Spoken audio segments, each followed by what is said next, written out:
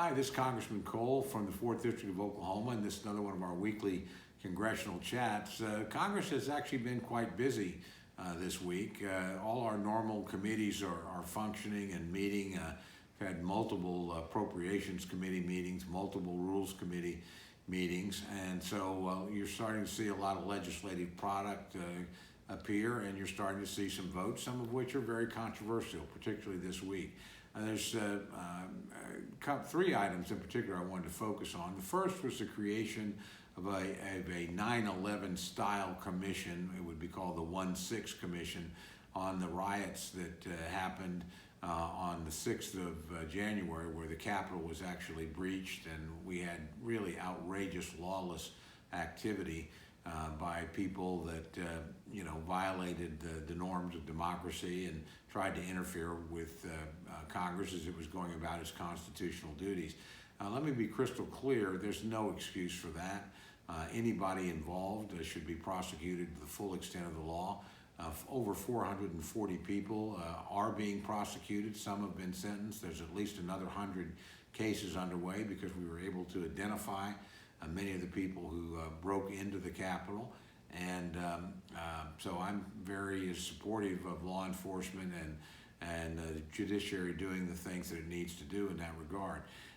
The commission is a controversial item for a couple of reasons.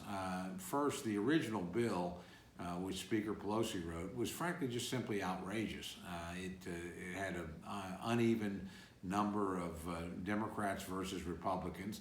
The Democratic chairman had sole subpoena authority, nothing given to the minority, and the staff would be totally chosen by the Democratic chairman. That's actually not the norm in Washington, D.C. Usually there's a minority staff that's chosen by the minority as well. So there was a negotiation, a good faith negotiation between the chairman of the Homeland Security Committee, Benny Thompson from Mississippi, and his ranking Republican member, the top Republican on the Homeland Security Committee, John Katko, and they came to a deal, and that deal actually improved the legislation. It made sure that both sides had subpoena power. Indeed, nobody could be subpoenaed without both sides agreeing. It evened out the number of members, both Democrat and Republican, on the committee, and those were good things, and it also made it clear that there would be a tight focus on January 6th. So this is better than what we had before, but here's the three shortcomings of this. Number one, the Democratic chairman retained exclusive control of who would be hired as staff. That's just simply not fair, and Republicans are not likely to agree with that. Number two, Republicans were pushing, and in Rules Committee, where I'm the top Republican, we actually presented amendments that would look at the broader context. In other words, January 6th isn't the only attack on Congress and the only acts of political violence over the last year. There was an attack in 2017 where over 20 Republican congressmen were at risk. It's now been redesignated as a terrorist attack, and they would have been shot. Indeed, our chief whip, Steve Scalise from Louisiana, was shot, nearly killed. So were a number of other people. That is another instance of violence aimed at Congress. In that case, it was a left-wing activist associated with the Bernie Sanders campaign. Let me be very clear, there's no reason to believe, matter of fact, it's clear Senator Sanders certainly had nothing to do with this. This was a person who was deranged and operating, but it was an attack on democracy. We had another instance where we had a black nationalist on Good Friday that actually attacked the Capitol Police doing their job in April. He was killed, a police officer was killed. That's another act that ought to be looked at. And then, of course, we had a wave of violence all summer long in places like Seattle, Portland, Minneapolis, and Washington, D.C., New York City, where there were acts of violence, people killed, property destroyed. So we think we've had an outbreak of political violence, not just on January 6th, and we ought to look at all of them. And indeed, when the 9/11 committee was constituted, it did look at things beyond 9/11. It looked at the attack on the USS Cole, that was a United States ship that preceded 9/11. It looked at the attacks against the American embassies in Africa, again, acts that preceded it, and linked them all together and talked about what needed to be done to prevent those kind of things from going forward. So while the negotiation between Chairman Thompson and Ranking Member Katko made a bad bill much better, we still think these three areas needed to be dealt with as well. Now, the commission actually passed the House of Representatives today with bipartisan support. 35 Republicans and essentially every Democrat voted for it. It's clear, however, the United States Senate is not going to accept it as is. In other words, Senator McConnell has said he wants additional changes. And I think a lot of other Republicans would as well. So while I voted no on this particular commission, if we got something out of the Senate that addressed the concerns that I have, and I think other Republicans have in both the Senate and the House, then that might be a different vote. But this is the normal legislative process. The House might move a bill, but it's got to get through the Senate before it gets to the president's desk to be signed. So there's clearly going to have to be additional negotiations. The commission idea is certainly not dead, but it's going to have to change before it can become law. This is something you can't do with just 51 votes in the United States Senate. You have to have at least 10 members of the minority party to agree to this, and right now it's clear they don't have 10 that would agree to the House bill that was passed. So hopefully further negotiations occur.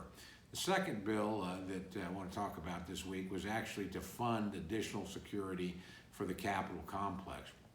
This would be a supplemental appropriations bill. Normally those are negotiated between the two parties. They go through the appropriate subcommittee and full committee of the appropriations. In this case, there was an initial Democratic request of $1.9 billion. Some of that I certainly agree with. $500 million of it was to reimburse the National Guard for their efforts here. That's something we ought to do. There's another $66 million to reimburse the District of Columbia for the police forces it made available to help defend the Capitol. Again, that's something that's a federal responsibility. We ought to do that. There are other things, though, in the bill that Republicans thought were too high or unnecessary. Again, normally we would negotiate that, compromise. That opportunity didn't happen. So essentially every Republican voted against this bill. There's also a troubling aspect in the bill that needs to be looked at. That is, the bill created a rapid response force made up of District of Columbia National Guard. I have two problems with that. The first one is, the District of Columbia is not, it's another governmental unit. It's not the Capitol, and we should not, if you need a rapid response force, and I think there's merit in that idea, it ought to be under the control of Congress, because Congress is responsible for the U.S. Capitol. Shouldn't be in the executive branch, and remember, the D.C. National Guard is in the military chain of command. The Commander-in-Chief is the President of the United States.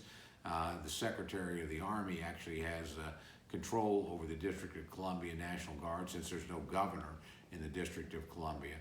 So that would make us dependent upon the executive branch as to whether or not we got emergency help.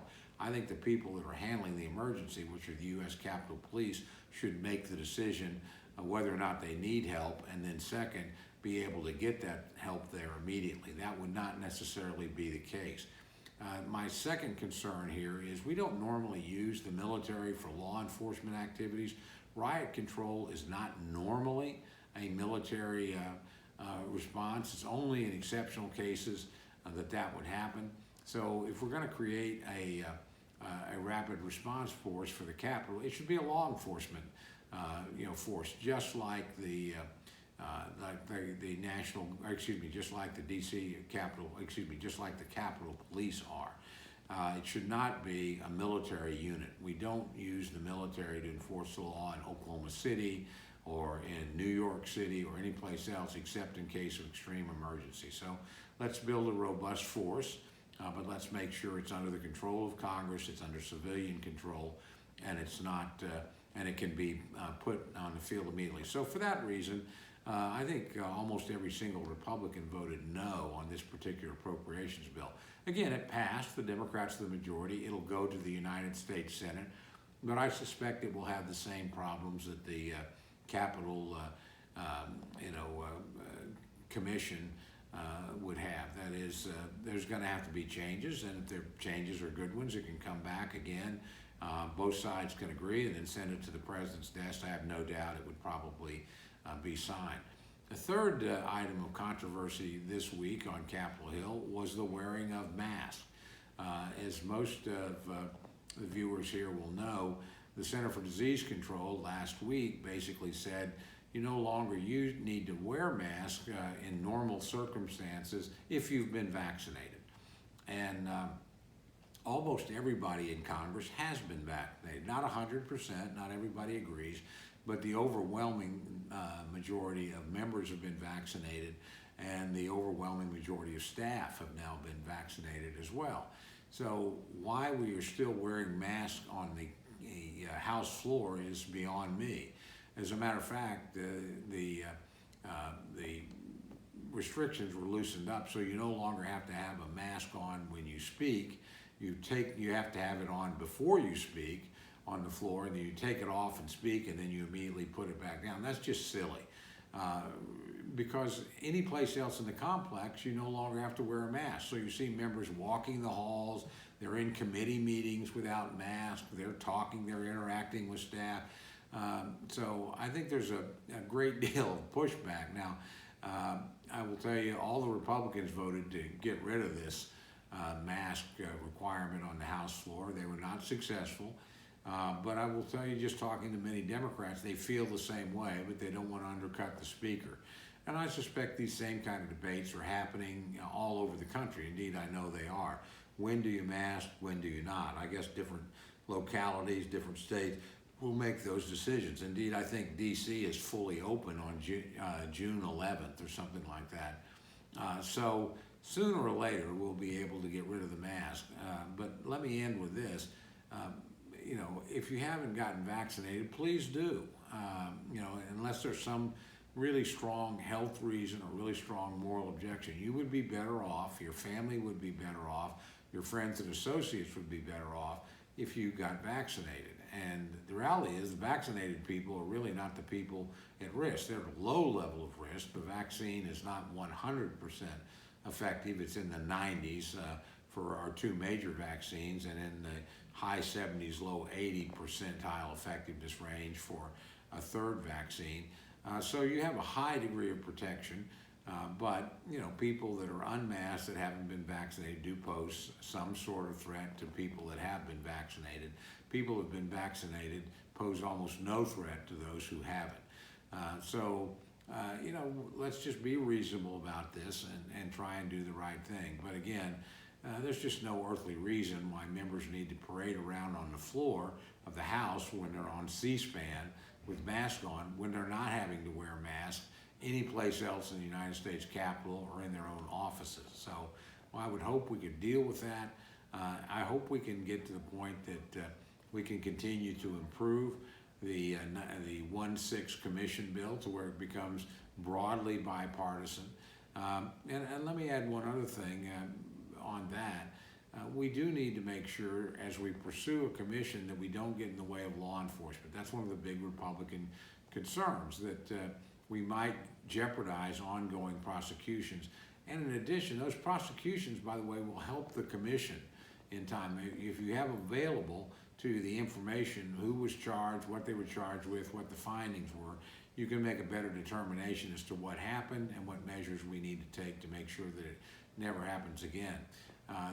Again, the 9/11 Commission took 14 months before we started it, and the work that was done ahead of time was enormously helpful in the 9/11 Commission getting to its recommendations.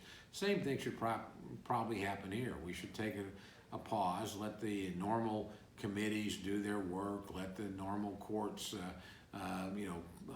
determine who did what and what they did wrong, if they did do something wrong, what the punishments are, and make all that information then available to the commission, which then can decide what to do, both in terms of security and procedures, so that something like this never happens again. So unfortunately, we live in an era where all this becomes partisan and everybody's playing a partisan angle. but we made a little progress this week. We made the bill better. We had a chance to air Republican concerns. We know the United States Senate will not pass this legislation as written, will not appropriate the funds as the House has done it. So best for people to get back and discuss with one another. Indeed, one of my counterparts that I served with in the House, Roy Blunt from Missouri, made the point yesterday there had been almost no bicameral discussion. In other words, the House and the Senate weren't talking to one another. Until that happens, you're not going to get legislation that can pass both bodies. So again, we started the process this week. Don't get impatient. Congress is always slow. Our founders designed it to be difficult. And don't think people up here are not working in good faith. Actually, Chairman Benny Thompson from Mississippi, Ranking Member John Katko from New York did work in good faith and did improve the bill. We just need that process to continue. We need a scope that's larger. We need to not interfere with prosecutions that are underway. We need to think through the appropriate security arrangements. There's some agreement on that, but there's also some areas like this rapid response force where there's still profound disagreement. But over time, we'll get to the right place, and over time, I have no doubt we'll have a clear understanding of what happened, and we'll take the appropriate measures to make sure that it never happens again. With that, I look forward to visiting with you next week. I'm sure while Congress will be on break, discussions will continue, and we'll have more to say about all these matters at a later time.